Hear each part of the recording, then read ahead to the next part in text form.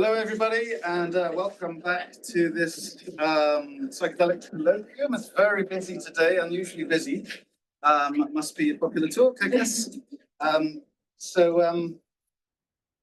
I'd like to introduce my PhD student, Naina Gupta. She's also the PhD student, I should say, of Celia Morgan here somewhere, and Leo Roseman somewhere in the world. Anyway, Naina has been a PhD student here for about a year, I think. She's, I'd say, a practitioner as well as a philosopher, more or less. And today she'll be talking about unitive states, which is something I'm interested in. So please give it up for Naina.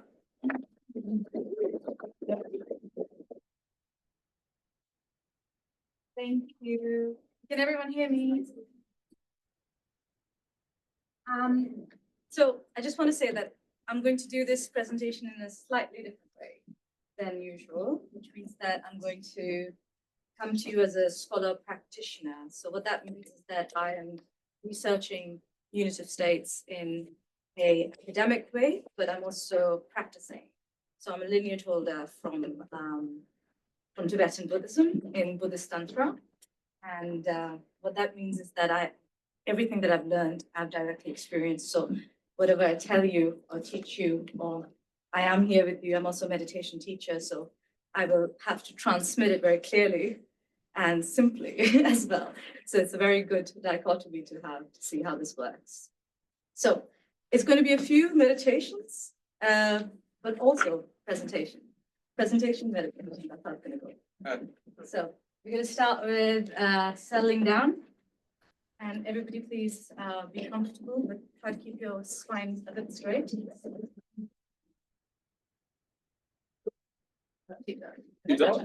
We have them nice. Nice, right? Yeah, that's nice. Ambient. And just breathe naturally.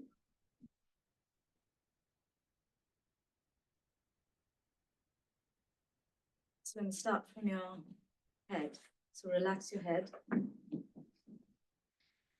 relax your ears, neck, your face,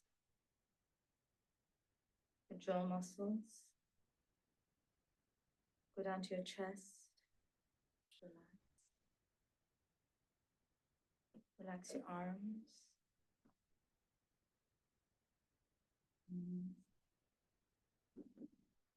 If there's any tightness, just breathe it out.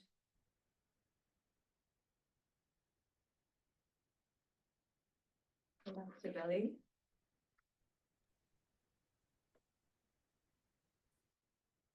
Your legs.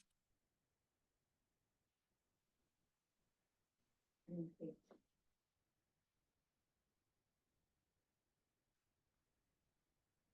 We're going to ground ourselves and arrive here now.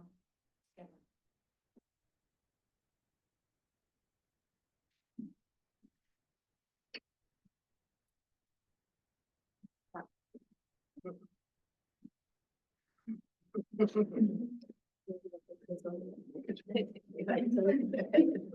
Are you keep the lights closed? Oh yeah, I can turn it back on if you want. That's fine with me. But maybe people want to see their notebooks. There's a more subtle There's a subtle light. Yeah. Subtle light. Subtle It light. would. That, yeah. Maybe.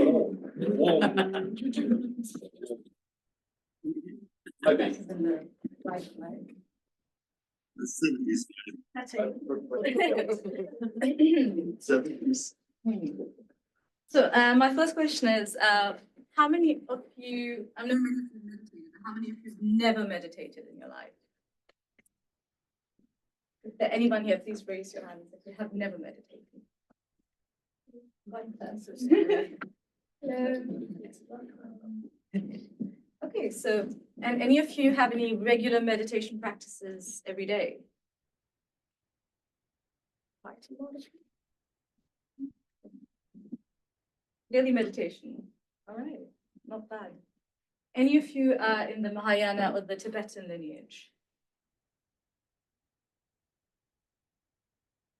Yes. Okay, one person. All right, so in this presentation, I'll be laying out a very foundational framework for exploring unitive states. Somebody asked me before, what are unitive states? We will get to that. Whether access through meditation or psychedelics, and how we can systematically map them on both ontologically and phenomenologically. The goal is to open up a new way of study to integrate and work with these states, not just for consciousness research, but also for real-world applications in mental health and human flourishing. So my research question is, how can an integrated ontological and phenomenological framework systematically map unitive states across meditative and psychedelic experiences to inform their study, integration, application in mental health, and contemplative development? Next slide. Okay, so I'd like to offer a small caveat before we dive in. I'd really encourage you to keep a beginner's mind with this, especially because many of you have not come from Eastern practice background. And a lot of what you might have encountered about these topics through New Age circles or psychedelic literature has already shaped certain assumptions. And that's why I have to put this caveat in. But I'd like to ask you to hear me on my own terms here, rather than filtering this through pre-existing ideas, because this subject is often seriously misunderstood. So I'm approaching today, again, like I said, as a scholar practitioner, which is a bit of a rare breed. And what I'm offering here is a bridge between the East and the West. And all I ask for is openness as we explore this together, because it is difficult to understand a completely different way of thinking, which if you haven't really encountered it. Because we're dealing with altered states, we're dealing with contemplative traditions and shifts in perception, and an intellectual understanding alone isn't enough. So to truly grasp these phenomena, we need to both rigorously study and have direct engagement. So a combination of analysis and experience. So hence, analysis is the ontology of it. That's what I'm trying to elucidate it. It's very framework oriented, it's very foundational, this work. So it's not going to come like, okay, this is a scientific study. It's going to be foundational to how we look at things, really. And that's why this presentation will be a mix of this academic discourse with experiential, which is actually an Eastern way of learning. So I'm actually taking you through how they do in the monasteries and how I've learned how to do this. But yeah, it's a little bit unconventional, but we are breaking conventions. So let's just have fun.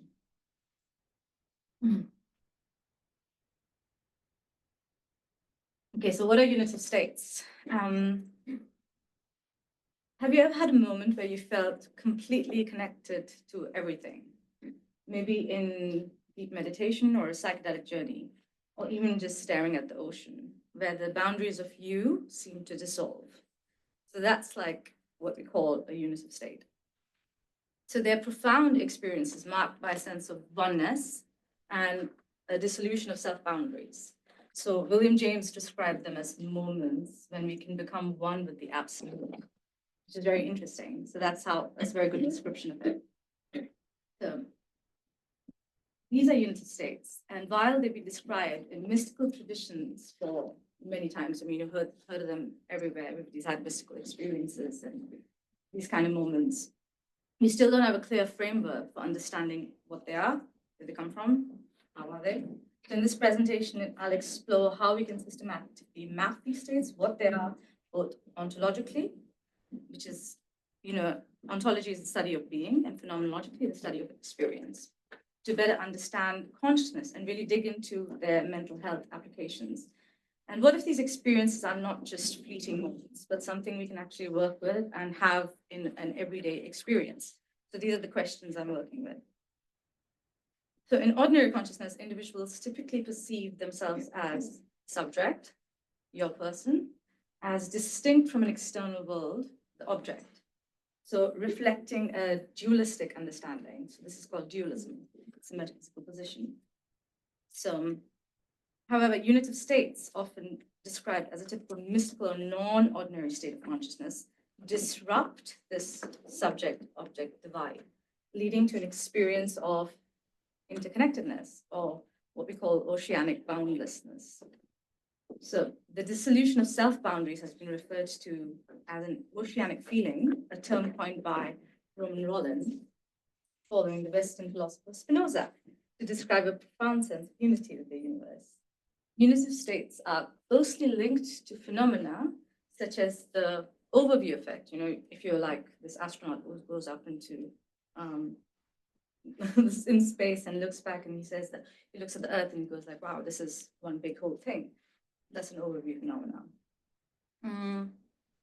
Or a profound sense of awe, which is very common in psychedelic experiences as well. And arguably one of the most significant features of unitive states in psychedelic research is their capacity to induce what we call an ontological shock. It's a transformative shift in one's understanding of the nature of reality and existence.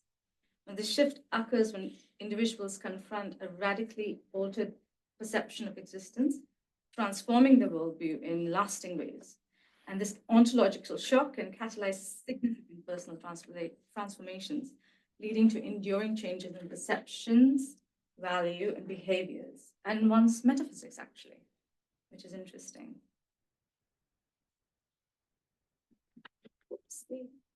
Okay, so this is Peter's diagram, and I've just put it in. I don't know why it's coming like that, but yeah, sorry about that, but it's different in my screen. But that's the unit of state. It's like a crossover between a metaphysical state, it's a mystical state, and it can be a psychedelic experience as well. So wait, the unitive states is it's the here. fish right there, right? Yeah, it's here. I don't know why it's different on my screen. Okay. Yeah. So I want to ask you guys, how many of you have had these experiences in this room? All right. How many of you think you've had it? Well, yeah. You're kind of confused whether you had it or not. So Oh. how many of you have never had such an experience? Wow, this is a very interesting room. So you know what I'm talking about. Okay, so there was like research done about this, and it seems like 10 to 40% of all people who have been in these surveys have reported to have had such experience at least once. And it's kind of bizarre that we haven't actually studied them properly. So here we are, finally looking at them. And studies have found that 60 to 70% of participants reported having mystical experiences of these kinds when given psilocybin in the right set and setting. These experiences are directly correlated with their beneficial therapeutic outcomes. So they are very important. They're like crucial. So this is the psychedelic experience, really, but it really is effective and therapeutic. So from the Eastern perspective, unitive states are considered sacred. They're the most important state to get into to understand the true nature of reality. So this is the glimpse into the ultimate truth, apparently, or the highest states, or what we call non-dual awareness, which I'll get into. It's basically the same thing, except it has some nuances and caveats. But in traditions like Buddhism and Hinduism, they're pursued through practices rather than intellectually understood only. But in some traditions, they're really rigorously analyzed through academic philosophy. So that's why they have to go together. You can't talk about unitive states unless you've experienced them. So yeah, because and the reason why they're so sacred is because they're the first step to what we call liberation or enlightenment from the East. All right. So this is important because I'm trying to study this from an East-West bridge. There's a big difference, ontologically speaking, fundamentally speaking, between a unitive state and a non-dual state. So when we talk about unitive states, we're already talking about two fundamentally different ways of understanding and seeing reality, non-dual and unitive. So in many traditions, including the West, unitive experiences often involve a sense of merging with something larger. So you have the feeling of feeling oneness. I am merging with the world. I am feeling like I'm a part of this plant, or the plant is a part of me. And whether that's God or nature or another person, even if you're making love to somebody, you can feel that sense of mergence, or even a deep sense of interconnectedness with the community. Even could be a sense of unity, really. So there is a you that is uniting with something else, becoming one with something else. So that oneness is a unitive state. There's a wholeness to it, or one with the absolute, exactly like that, same thing. So these perspectives typically assume some form of monism, the idea that all things are fundamentally one, where God or consciousness is immanent in everything. So you see that in Spinoza's substance monism, where all reality is an expression of a single infinite substance, God or nature, or in panpsychism, which suggests that consciousness is fundamental to all matter. And yeah, you can also have these experiences with just when you're flowing with music, you can feel one with music, or it's very common actually. People don't realize how common it is. Just the flow state can be unitive to quite an extent. So that's very beautiful, and it's in everyday life that we experience this. But in non-dual traditions, particularly in Buddhist thought, not all non-dual traditions are like this. Some of them are different. Advaita Vedanta being something slightly more unitive, I would say. But in some Buddhist thought, the framework is very different. So it's not about merging into something larger than yourself. It's about realizing that the separation never existed in the first place. So where unity-based perspectives assume an underlying substance or an essence, non-duality rejects the idea of a fundamental essence. So it's non-essentialist in a way. And in Madhyamika Buddhism, in some of the Tibetan Mahayana Buddhism, the base of Mahayana Buddhism, we talk about this term called emptiness. How many of you have heard of emptiness? Great. And how many of you think you know what emptiness is? All right, we get that. So this is what we call emptiness. It's a very negative way of looking at things, but it's not actually negative. It's beautiful. It's just a negating way of deconstructing things. So it's what we call in yoga also neti. It's not this, not this, not this, not this. So it's a deconstructive, analytical, kind of dry, actually, philosophical way of doing things. But there's a reason for that, which we'll get into. So it's not nihilistic. That's a misconception. So we have to just throw that out of the ballpark. It's not at all. Because what it's trying to say is that everything is in codependent arising. So its dependence is on everything else. So it's like almost like emptiness is like you don't exist in and of yourself. There's no thing in itself. It's relative. So there's a relativism, sort of. But again, it's difficult to really understand this, but we'll get into it slowly and try to figure it out.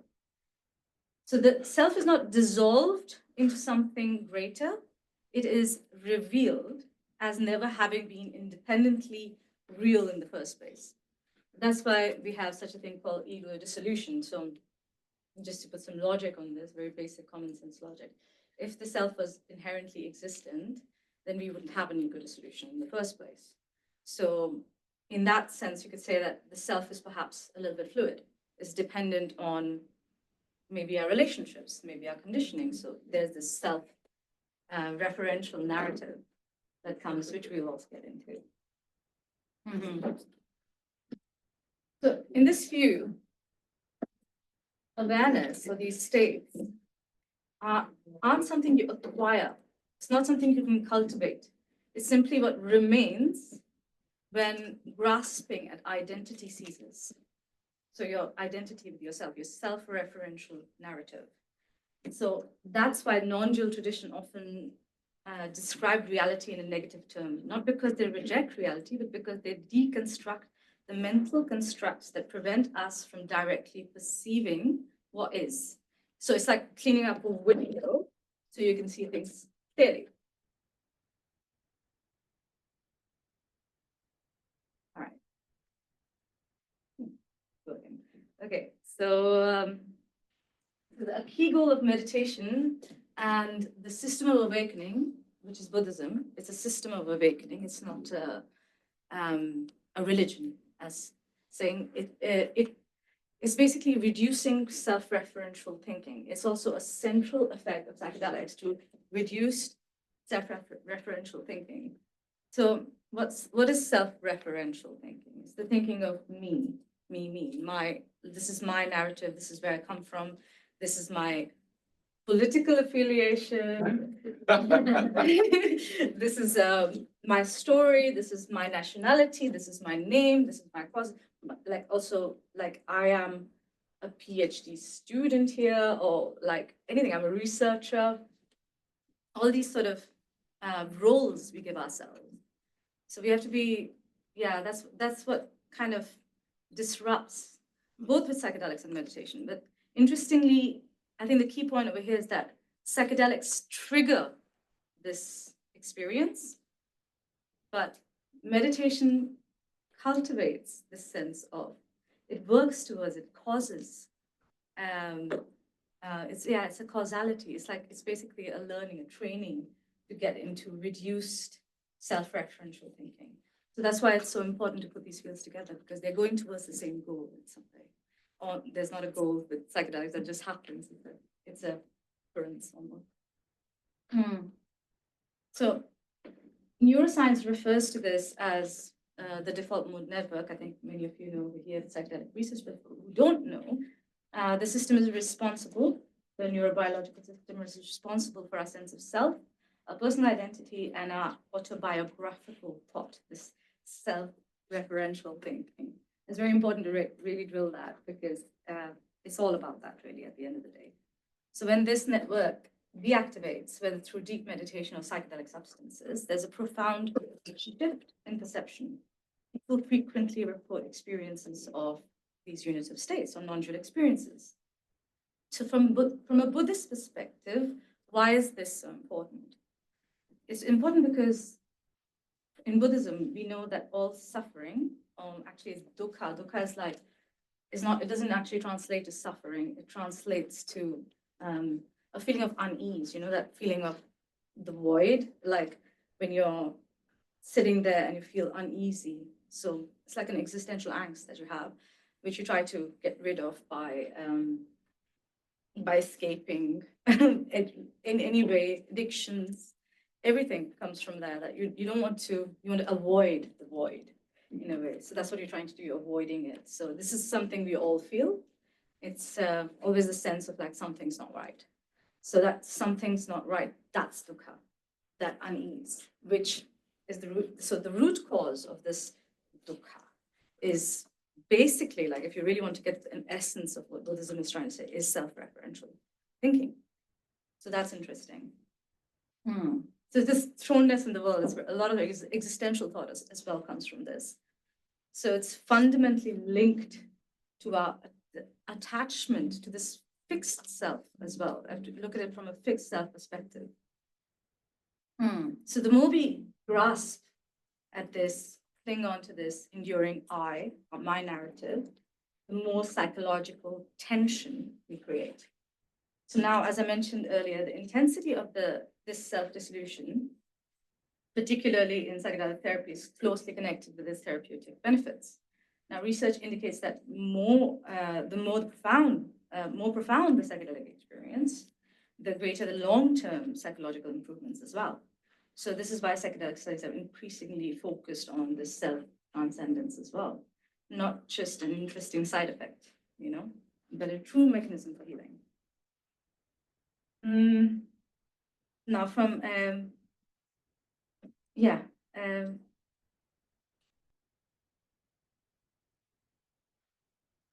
this is why we need rigorous research into these states. And with Buddhism, what we find is structured paths of transformation, understanding how these states arise, and how they unfold, and how they can be stabilized, can help us develop more effective therapeutic models. Ones that do not just induce profound insights, but also provide tools to integrate and sustain them and stabilize them with psychedelic therapy, which is very interesting as well. Also the other way around, actually, because a lot of people meditate for maybe 20, 30 years, and they have never experienced a unitive state experience or any kind of dissolution.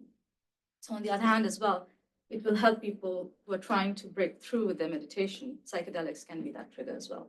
So it goes both ways, really, which is also very interesting. A lot of people from the contemplative scene are very interested in psychedelics for that reason at the moment. So that's also good to know in terms of policy and where this is going, because Buddhists are opening up, monks are opening up, which is very cool. So this is basically what I'm trying to say, is that this is an untapped frontier, and not just for mental health, but also for human flourishing, for human potential.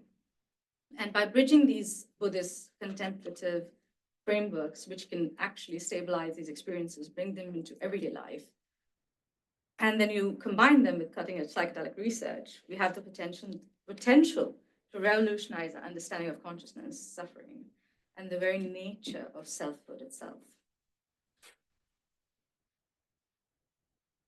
You're good at this. All right. So these are some of the research gaps. There's an absence of ontological frameworks.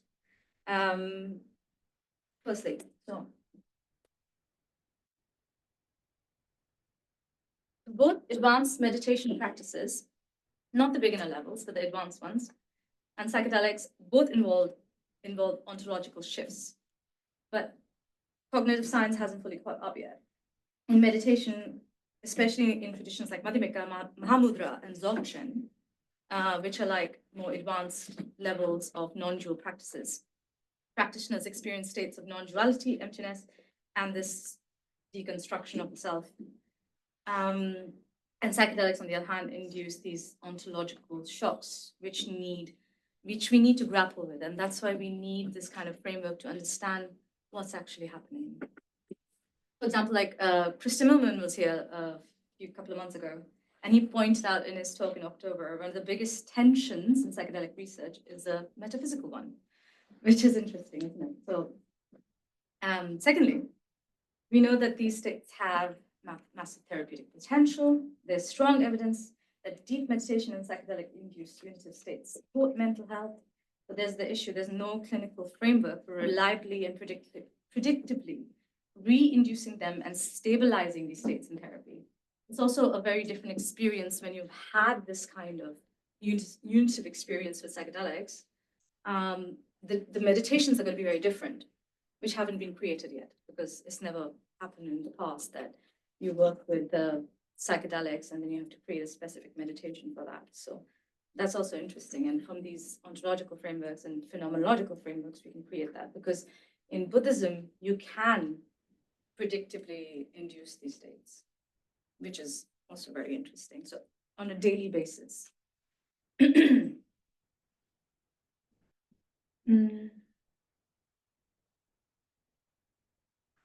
So at the moment, we don't even know exactly how they're helpful from a clinical perspective. Right now, we only know what are the benefits, but how do they actually work? Right now, how do we create the right mindset to guide people into these states? How do we help them work with these states more effectively? Which is all these big questions. So there's a lot of questions coming up here. My good friend Ross from UCL, who I think Celia is doing her examination. She's an examiner. She was here a couple of months ago as well, and she's doing this preparation for psychedelic therapy with meditation. And so like how to get people into the right mindset through meditation. And it's very interesting, and we were talking about it because we're starting to do it now. The mindset is very important. So, it's all about the set and setting in psychedelics. If you have the right set and setting, lots of good things can happen. So, so it's about preparing it with meditation, but we also need a theoretical element on making them understand what's actually going to happen to you. So if you're well prepared for something that drastic, you're not going to get a shocker, and it's going to minimize challenging experiences. which is very important. And the third one, the lack of structured models. So this is what I was talking about, the frameworks. So this is a specific issue with, particularly with psychedelic therapy, highlighting the absence of clear frameworks for inducing and guiding and integrating unitive states. And most importantly, to stabilize them. So while psychedelics can often trigger these unitive experiences, there's no standardized clinical protocol for working with them safely and effectively, because they can be quite shocking. And people can go into an existential crisis as well. If you have an ego dissolution and you don't really feel God and you go into nihilism, that's a problem. So this includes the lack of predictable methods for inducing these states, and then the post-session integration strategies, although there's quite a lot of work going on with it, but I think they have to be personalized specifically to these states. Especially for these metaphysical challenges that people face. And long-term models to stabilize these states into traits. So we are going from states to traits for sustained therapeutic benefits and human potential in general. So this is where I'm trying to fill this gap. Yeah, and I'm trying to create this foundational framework to see where we can take from it, what we can take from it. So yeah, I'm going to go into a little bit about the history of meditation because it's fun to know where it came from, and yeah, and so we understand what it is. What is meditation? A basic question, and we'll get into that. But let's just first figure out where it came from. So you can rewind back to 1500 BC. Now this is again, we're coming from historical records, academically. We don't really know, but we try to make our best guess. That's the history of, that's how we do it in academia. So, but the first written records for people practicing meditation was found in India around 1500 BC, where India at that time was ruled by these fire rituals and Vedic ceremonies and priests and kind of hierarchical models of being, like civilization, And there was also a lot of work with Soma, which is a mythical psychedelic drug. We don't know if it actually existed. So I won't make any claims about it because Andy is here. And he will tell me. So I don't know, but Soma is feels like it was this nectar of the gods, they call it. Like the Vedas are full of it. The Rig Veda is pretty much just an ode to Soma, how beautiful this is.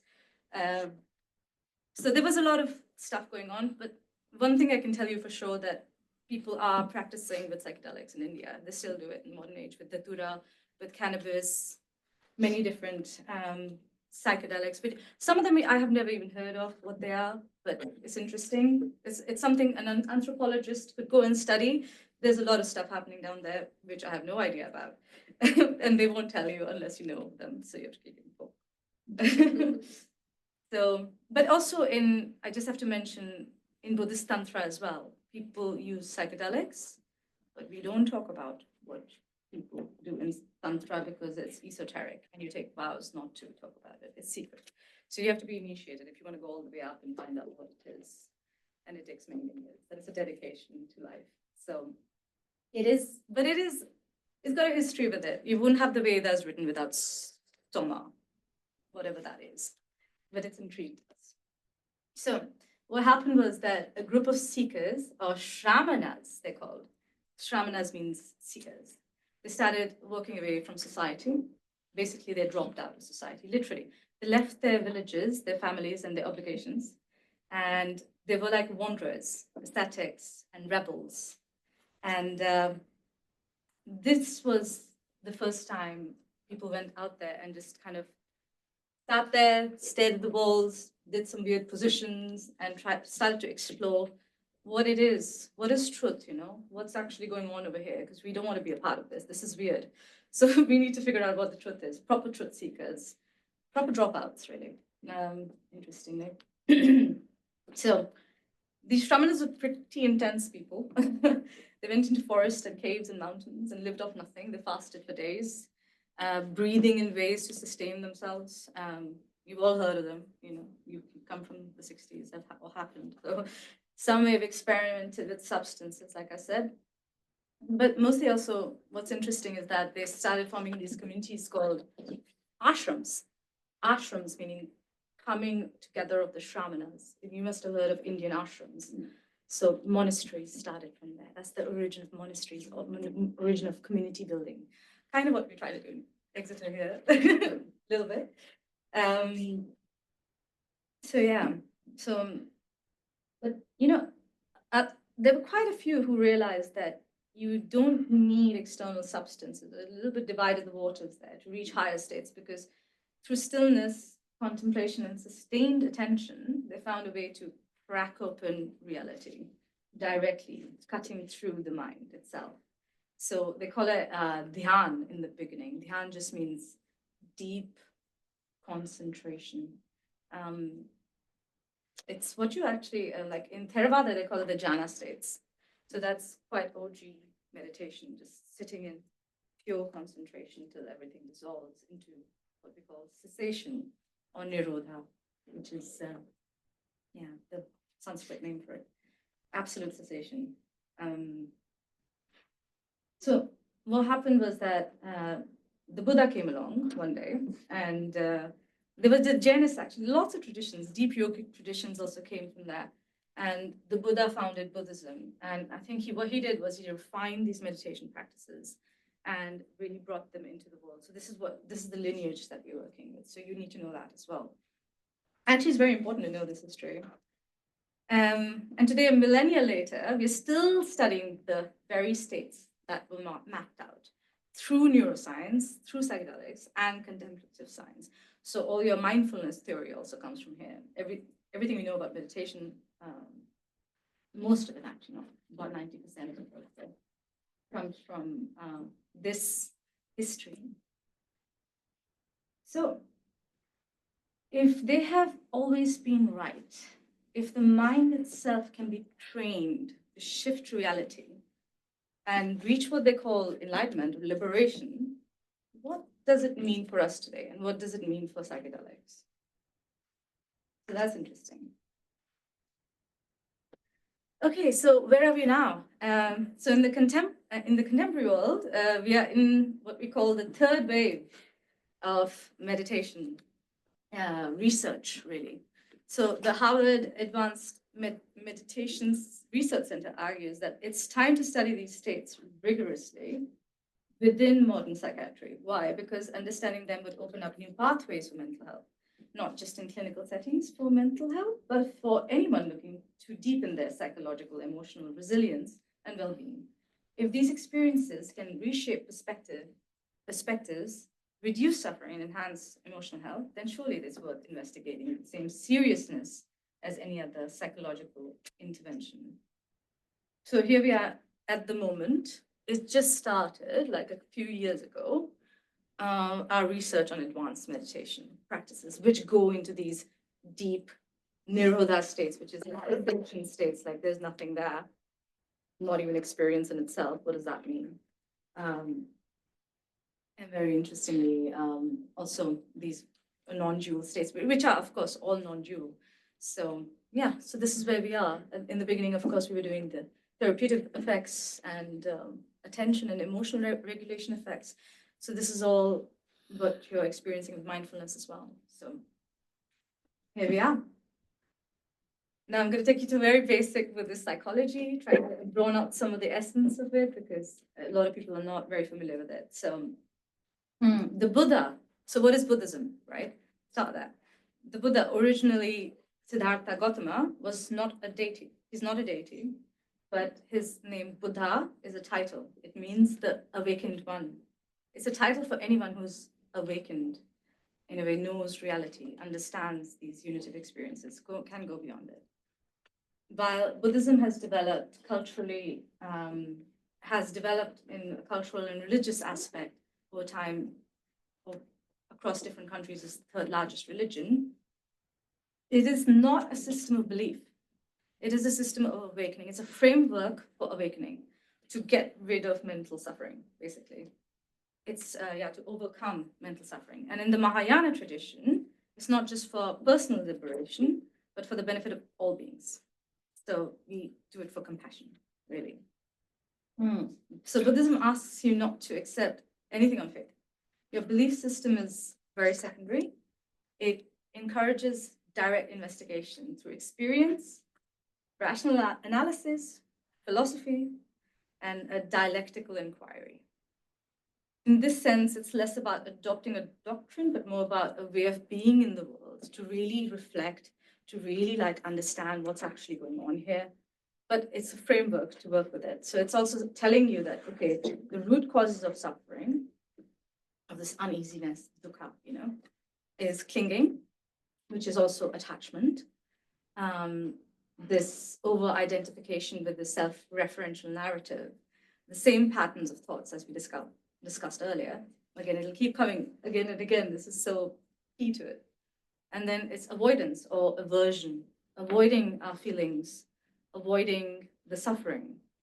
I always say that if you know how to suffer well, you're a good Buddhist. The route to enlightenment is through really knowing how to suffer, not like just suffering. And the last one is ignorance, a fundamental misunderstanding of how reality operates, which is metaphysical. So this is why we need to get rid of fixed, very strong ontological positions, and we need to understand ontology. So everybody has to be a philosopher. So Buddhist theory and meditation were designed as methods to overcome these patterns, to loosen the self-referential thinking. So what happens when thinking fails to capture us? And what happens when we stop avoiding? And what happens when we actually inquire into reality?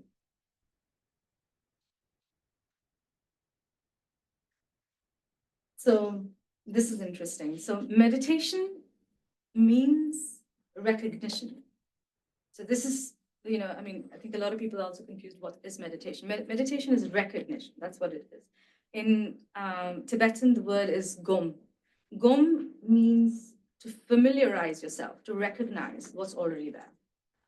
So you spend a lot of time searching for self, for wisdom, for clarity, but really it's about recognizing what's already there, what's fundamental in us. What are we? What is existence? What is being? A very deep ontological exploration, really. So we always start with awareness. Nothing happens without awareness. Now, how many of you know that you are aware? Raise your hand honestly. This is serious. Do you know that you're aware? Is there anybody who doesn't know that they're aware? You don't know that you're aware? Is there anyone, no, genuine question, that some people don't know that they're aware? For sure. Yeah. Is there anyone who doesn't know that they're aware? Sure. Okay. All right. It's All right. awareness a constant state. You can open mind. Sorry? Is awareness a constant state? Yes. You have to be aware the moment you ask us. We say if we're aware, not being aware that we're aware. The rest of The beautiful thing is, when I asked you to be aware, you became aware that you were aware. And that's meditation. You just meditated. That's what meditation is. Recognition that you're aware. And that's really cool, actually. So I'm really not going into too much of the technical details of this because it's very complicated. But I'm trying to bring out the essence of what is actually meditation, to make it simple, really. So just noticing your awareness is step one. And that is your true nature of reality. That's it. It's super simple. Like everybody thinks that it's very complicated and, and I just said it was very technical and stuff. But it's not, it's very simple. It's awareness. Awareness is what matters. I know that I know. You know that you're looking at me. You know that I exist. You know that you exist. That knowing and that you're in that knowing right now is awareness. That's that recognition. So that's the first step, meditation. Without that, you're not meditating at all. So from there, we cultivate wisdom. Now, through the non-dual experiences, compassion arises. So we won't get too much into the wisdom aspect of it. We will need a whole talk for that. Get a little bit into it, but love and compassion, that's a whole other talk. So maybe another time. Or if you can ask me the question and answers about that. So what is Buddhist meditation in Mahayana?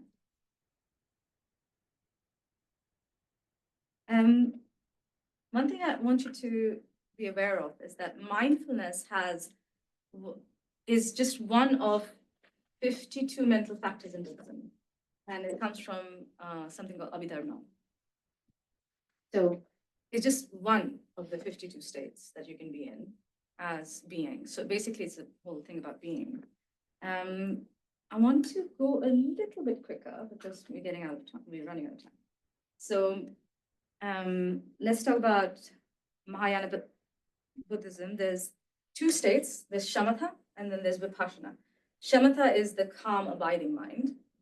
So you're basically focused on more object-based meditation. And there's vipassana, which is the insight meditation. So you're analyzing what is the true nature of reality. So you don't separate these two. You have to do them together.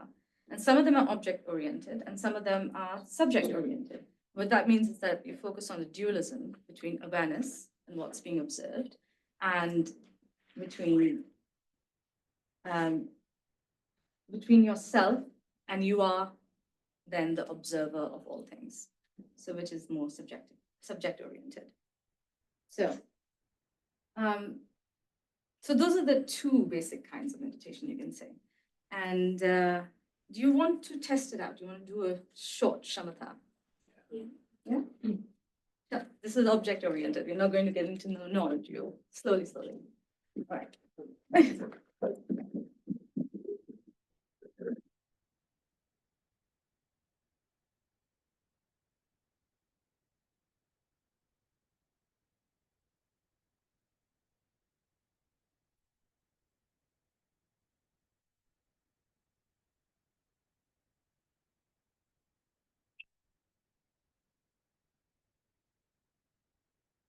Sit yourself in a comfortable place and position.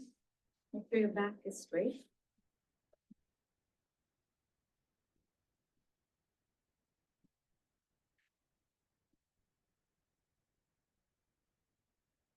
Make sure your mind is calming down and you're coming back into your body. Now I want you to observe, become aware of your breath. Don't try to change it. Just observe it.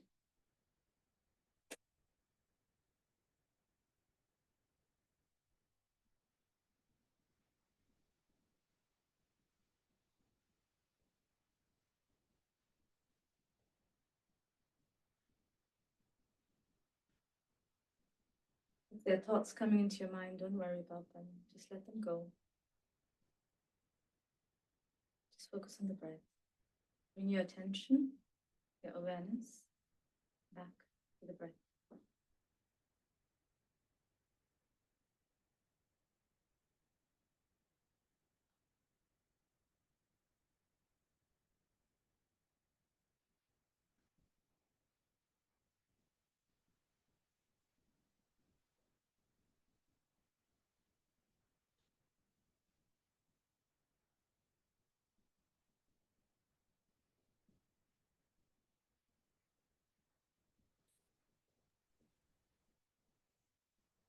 You might find your mind drifting here and there. Just keep pointing it back.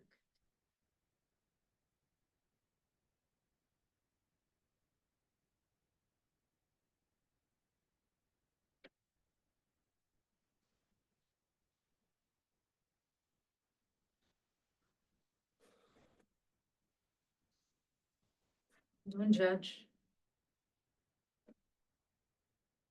any thoughts that come. Just let them be. Know that you're aware of the breath.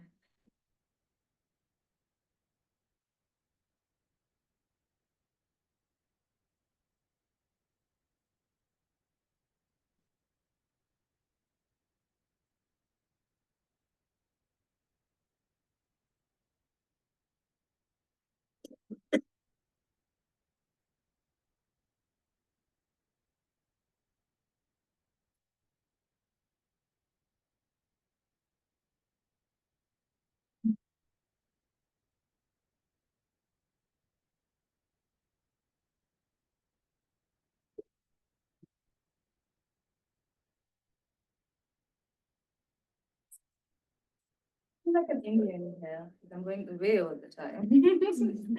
So yeah, I'm going to tell you a little bit about this, and I need to skip to some really good stuff.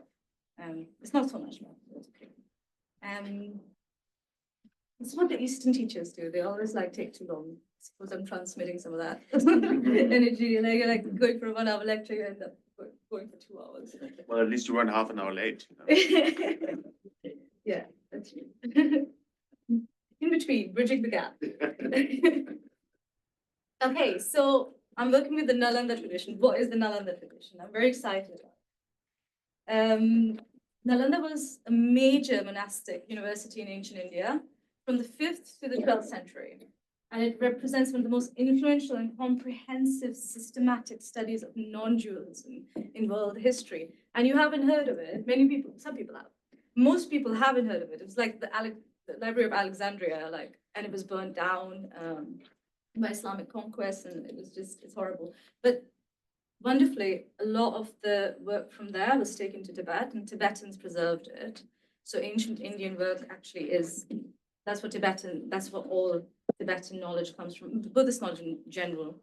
And they preserved it for us. And 70 years ago, when His Holiness had to come and form this government in exile, and he's a refugee now in India, he brought back a lot of this knowledge of non-dual thinking, which is really beautiful. And a lot of our non-dual traditions in India were also influenced by them, including Advaita Vedanta. It was all a dialectic. It was a big intellectual time in India.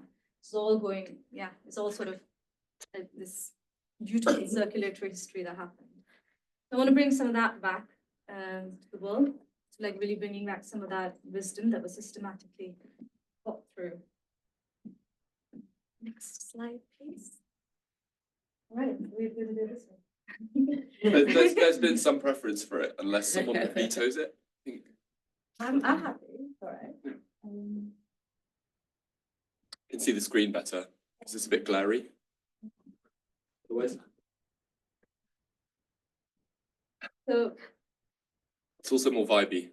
yeah, it is. It's fine. Definitely, I'm surprised. Vibelicious. Yeah. So basically, the Nālandā tradition is very interesting because you have emptiness, what I just told you about, very difficult to get. So please don't think that you're not getting it. It's good. It went over my head for like 10 years before I started to sort of get it intellectually, and I've still not gotten it. If you get emptiness, you're enlightened. If you really get it, you can intellectually kind of get it. So there are these two schools. Yogacara is basically the phenomenological school, where they do phenomenology proper. And then Madhyamika is a metaphysical, or actually it's a method or the view, which is what I'm going to come to. And then you have Mahayana Buddhism that comes from there, and Vajrayana is Buddhist Tantra, which is what I practice, but it's all coming from Mahayana. So that's the map of what I'm doing. Naina, quick question. Where does Theravada fit in this? Theravada doesn't.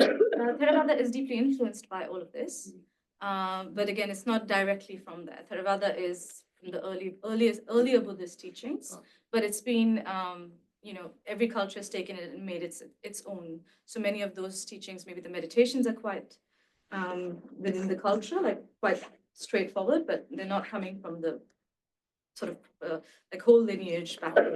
They have been. So yeah, it's interesting, but Theravada is not in this picture. I'm not doing Theravada. So all right. Would you say that was a product of, would you almost have Theravada as the beginning and then the arrows go down? Not to at all. No. Completely. That's how it was taught to me, though. What? Yeah.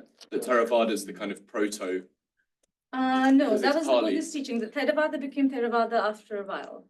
So that was the Buddhist teaching. So meditations, they were not categorized. So the Tripitaka is later than this? Sorry? The Tripitaka. Tripitaka was, I'm not sure when it's from. Actually. That's this. No, it's It's not. in the Buddha's language. Isn't it? This is just how they academically put it together. Oh, I see. This is scholastic work. This is not what was taught. So even Madhyamika was scholastically put together there, but it's from Nagarjuna from the 2nd century. So this is from the 5th century. So this is all the stuff that they put together to make it into this philosophical discourse and practice discourse, really. So that's where it's from. All right, next slide, please. Thank you. All right, I think you can go. Yeah, okay, we can stay here. So what I'm doing right now is that I'm trying to combine this Nālandā tradition, the Madhyamika, the view, emptiness, and doing the East-West bridge, and an ontological taxonomy of the unity states. So from the other side of it, what Buddhism doesn't do is give these very fine, detailed descriptions. For some reason, and you can ask yourself this one, we don't talk about our experiences. But with microphenomenology, which is a very good technique to actually describe these experiences, we can actually see how they work, especially for contemporary research. And of course, I'm doing a psychedelic comparative analysis to see where do they combine? How do they meet? Are they the exact same state? Are they different states? We don't know that yet. But we have some theories, like, of course, also we know in neuroscience that the states are similar. How similar, though? So this is very novel research right now, baby steps, infantile. So that's what we're going to come to. Okay, the view and ontological plasticity. This is a little bit more heady philosophically, so just bear with me. So what is reality? It seems obvious until it shifts. So if you've ever meditated deeply and taken psychedelics, Naina, you know that what you feel, what's real in one state dissolves in another. So every state of consciousness has a different kind of ontological position to it. So this is what I call ontological plasticity, the idea that reality isn't fixed, but shaped by our states of consciousness. So there's no underlying ontology at all, actually, because cognitively that cannot happen according to, actually, in Buddhism, they say this is a method. So this is the difference, actually. I really want to pinpoint that before I say anything else about it. This framework does not assume a fixed metaphysical reality. Instead, it is an ontologically open and epistemic concern with how these states are experienced and how we know them, and how they're structured and integrated rather than making claims about the ultimate nature of reality itself. So this is the whole theory. So we have to have ontological openness to be able to deal with these states, especially when you're dealing with things like entities and weird phenomena that happens along the path of these unitive states. So this flexibility is very powerful. But it can also be very destabilizing, not knowing, having an agnostic position. So a person might have this profound experience and feel they've touched the ultimate truth, but then they struggle when returning to ordinary life. What was that, real? Maybe it was too real, maybe I'm God. Was it a hallucination? That wasn't real at all. It doesn't mean anything. So what the Madhyamika, the view, says is, firstly, the view is not an ontological positioning method. It's also a phenomenology. So it's a direct experience, a different epistemic position as well. The view is the middle way, to not go into eternalism, the absolute, or nihilism, that this is not real, there's no meaning to this. So what is this middle way? How do we keep this? How do we hold this? To be sane, really be sane in whatever's happening in these very altered states. So this is kind of going to be we look at all the ontological positions, but we also look at how do we really work with these states? And this is how the Buddhists have been doing it. Very interesting. That's where they can go into like really strange, altered experiences, come back and just be fine. No problem. So in therapy, the view guides people through these altered states without fixation. Again, no clinging to what happened to your experience, allowing them to integrate insights as valuable, but transient as well. So everything is moving, impermanent, In meditation, you train the mind to observe thoughts and sensations without clinging. So you're increasing mental flexibility. So that's mind training. So in daily life, it helps us to engage deeply, really engage, and not avoid what's actually happening.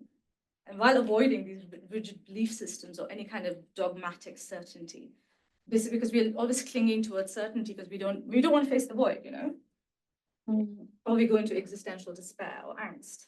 The key takeaway is that every state is real in context, but none are real in and of themselves. They're interdependent and they're ever-changing. So never to be too fixated on them. That's very important. Okay, so we also see this in phenomenology. Waking life feels external and stable. Deep meditation can reveal these sort of fluid states, right? And psychedelics can reveal these fluid states. So we have to work with these states as separate experiences without rarefying it. Again, we get into like I can get into like very dry metaphysics here, but I don't want to do that because it's difficult to really understand how to deconstruct these experiences. We can do it intellectually, but how to do it in an experiential way it takes a lot of deep meditation practices. So how does this view apply practically in my framework? So in psychedelic integration and psychedelic therapy in general, before the experience, like we said that Ross is doing, this view is preparing individuals to hold experiences lightly, reducing dogmatic verification. During this experience, it allows them to explore insights, really explore them, without avoiding something that's to really surrender, really. That's what you're trying to do, surrender. And after, it helps them integrate the experiences meaningfully, without clinging to them or discarding them. So you're making meaning out of them, making sense. But it's not like, oh, the ultimate goal, like you are God. You don't become God, and also you don't get into like crazy nihilism. If you're a Christian, you experience the void. It's not the ultimate thing. Reality is not ultimate if you're just having a cessation experience of Nirodha, as I said, So let's go to the next one. We won't get into this, but this is a little bit of what an ontological taxonomy looks like. I don't have much time, but I'm also going to combine this with my phenomenology. This is only 5 states. There are about 22,000 states approximately, and it's not being covered up together. What are unitive states? So I have a lot of work ahead of me to really categorize them and see what they mean, how contextual they are, and what can be applied in contemporary research. And that's very interesting because I want to take from the East and the West everywhere, So yeah. Next one, please. Okay, so we don't need to really go into this, but you can see the significance in the novelty. We've been talking about it. We can get into the next slide. Yeah, I think this framework of really figuring out the ontology, the phenomenology, really studying these states can be applied in many aspects. Firstly, it can help us really develop these personalized meditation, proper meditation practices for psychedelic therapy specifically. Then we can also apply unitive states in therapeutic settings. How can we use them? So many big questions opening up. Foundational work, as I said. It expands cross-cultural studies, of course, which is lovely, bringing some of that wisdom in. And of course, and as we go along, we refine this framework of how to work with these mystical experiences, really bring this field in, and then do longitudinal studies on these kind of things. Okay, next. All right, you guys want to do a non-dual meditation? So actually, I've taken you through like 3 months of meditation, and we go into these open awareness states. So if this pace will be enlightened in another 3 months. I tried to do it in an hour. It started later. Be fast.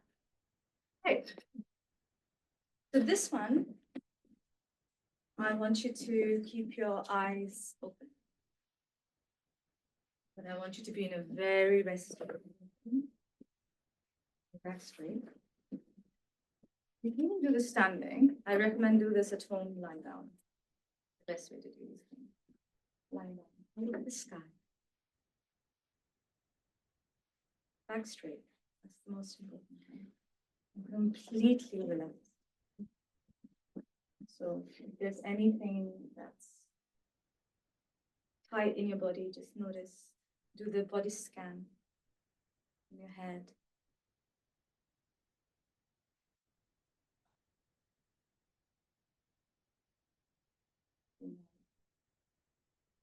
The arm, the belly. So there's a lot of tightness in your jaws and your belly. The legs. Now open your eyes, just slightly, ever so slightly, of resting.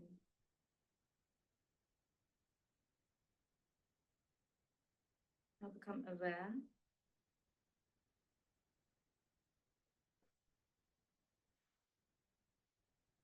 Your awareness that you are aware.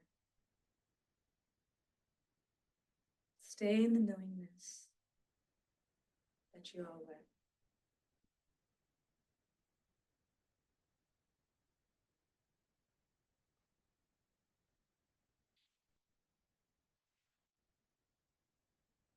Don't put an object. Thoughts come, let them come. Let them go. Just focus on your awareness.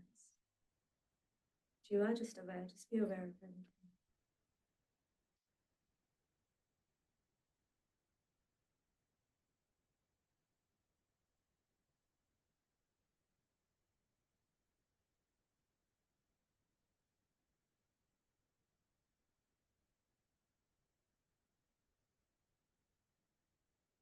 Your body is stiff or uncomfortable, just take a deep breath and just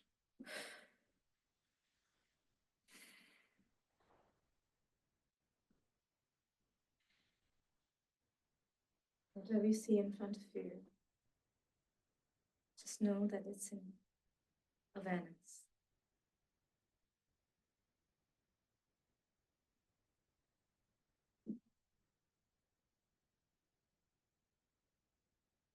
Recognize that you are aware and that everyone in this room is aware.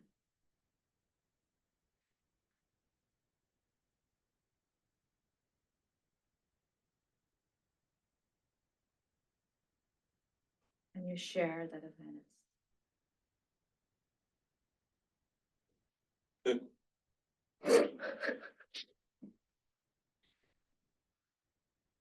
You're not your identity. You're not your body, only. If you have thoughts, just let them come and go. Just focus on being aware, open, in this vast way. Bring the whole room into your awareness.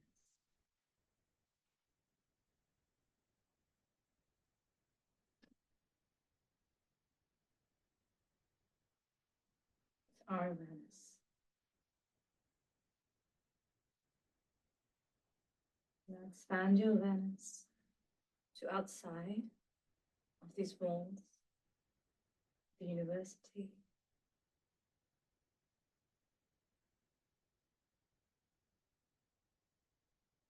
to Exeter,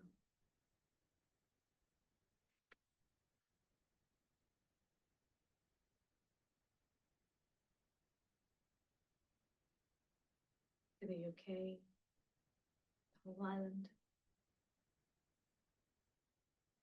And just imagine it expanding, almost like the sky, just expanding everywhere.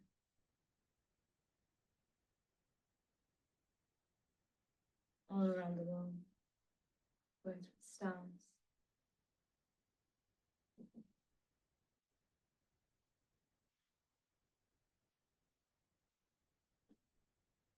And bring your awareness back to the room.